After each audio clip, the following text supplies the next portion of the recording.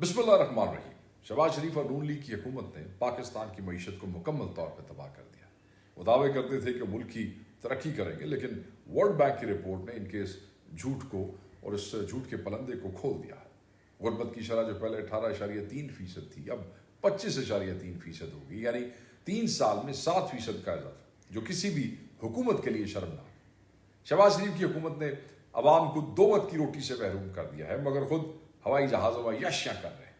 انہوں نے میڈیا پر اربوں روپے جو ہے وہ لٹائے، جعلی خوشخبریاں چلائیں تاکہ عوام کو گمراہ کیا جا سکے، لیکن اب سچائی سامنے آ گئی ہے۔ ان کی انکمپٹنس، ان کی کرپشن کی وجہ سے نہ صرف معیشت نیچے گری، بلکہ عوام کی زندگیوں میں سخت مشکلات جو ہے وہ آئی ہیں، عوام کو سختیوں کا سامنا ہے۔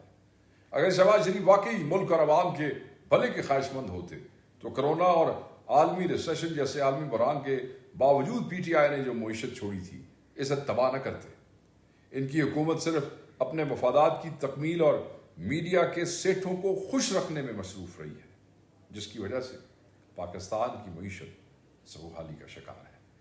گزشتہ 25 سالوں پاکستان کی جی ڈی پی 3 دفعہ منفی ہوئی، جو ملک کی معاشی کمزوری کی واضح علامت ہے۔ اس میں سے 2 دفعہ عالمی سطح پر جو بحران، جیسے کہ 2008-2009 کا عالمی ریسیشن اور 2019 اور 2020 میں کرونا، وہ اس کی وجہ سے تھا۔ لیکن 2022 سے 23 میں ایسا کوئی عالمی ریسیشن بحران نہیں تھا، بلکہ یہ دور شہباز شریف کی حکومت کا ہے، جو ان کی نااہلی، کرپشن، ناقص معاشی پالیسیز کا منہ بولتا ثبوت ہے۔ پی ٹی آئی نے 4.12% کی گروتھ چھوڑ دی تھی، لیکن شہباز شریف کی حکومت نے اسے اور زیادہ فارغ کر دیا، خراب کر دیا۔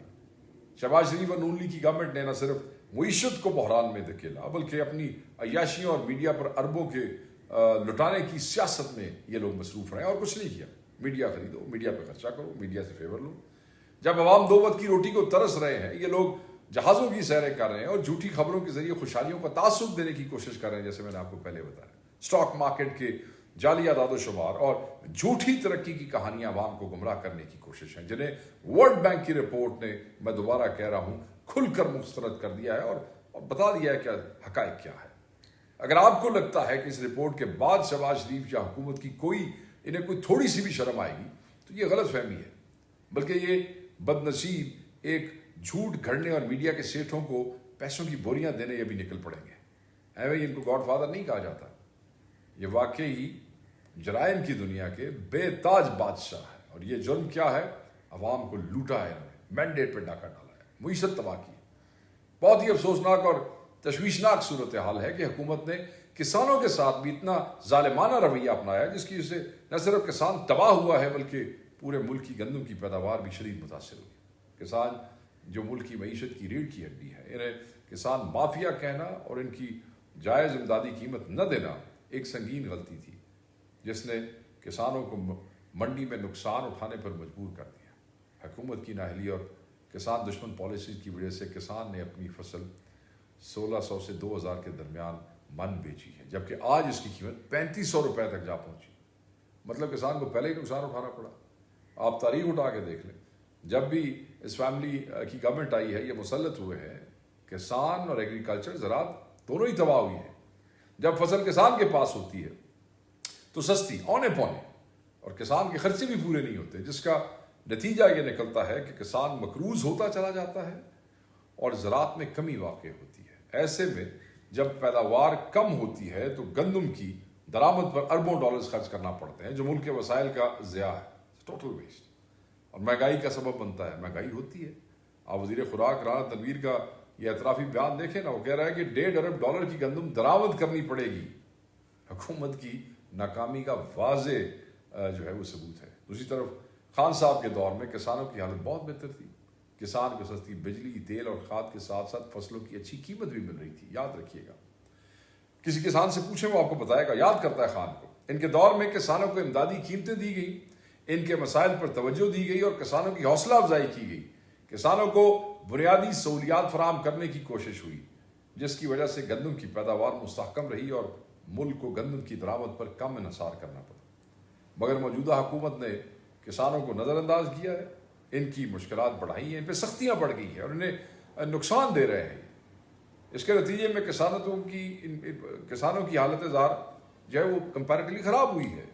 ملکی غذائی تحفظ خطرے میں پڑ گیا اور مہنگائی بڑھ گئی ہے. کسان دشمن پالیسیوں نے نہ صرف کسانوں کا سرمایہ تباہ کیا ہے بلکہ پورے ملک کی اقتصادی سلامتی کو بھی داؤ پر لگا دیا ہے. 9 مئی کی بات کر لیتے ہیں. 9 مئی کے جھوٹے مقدمے میں قائد قاسم کی میت کو ہتھکڑی لگا کر ورثہ کے سپرد کرنا ظلم اور حکومتی تکبر کی انتہا ہے. یہ ایک ایسا غیر انسانی قدم ہے جسے برداشت نہیں کیا جا سکتا ہے. اس سے بڑی بے حسی، بے شرمی اور ظالمانہ رویہ کیا ہوگا؟ کیا کبھی دیکھا کسی؟ نہیں. یہ حکمران نہ صرف انصاف کے تقاضوں کو پامال کر رہے ہیں بلکہ انسانی عزت و وقار کو بھی روند رہے ہیں.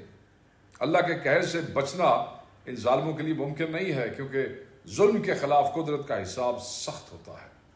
9 مئی کے جھوٹے مقدمات کا سلسلہ اور وادی ترا کے واقعے میں معصوم جانوں کا ضیاع واضح کرتا ہے کہ شہباز شریف کی حکومت عوام کے درد کو سمجھنے میں مکمل طور پر ناکام ہے.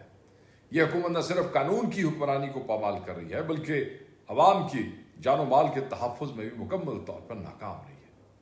جھوٹے مقدمات بنا کر سیاسی مخالفین کو ظلم و ستم کا نشانہ بنانا اور ریاستی طاقت کا ناجائز استعمال حکومت کی کرپشن اور نااہلی کا منہ بولتا ثبوت ہے. وادی تیرا کے واقعے میں معصوم شہریوں کی جانوں کا ضیاع، عورتوں اور بچوں کی جانوں کا ضیاع حکومت کی بے حسی اور ناقص حکمت عملی کا شاخسانہ ہے جو امن اور استحکام کی بجائے انتشار اور خوف کی فضا پیدا کر رہا ہے.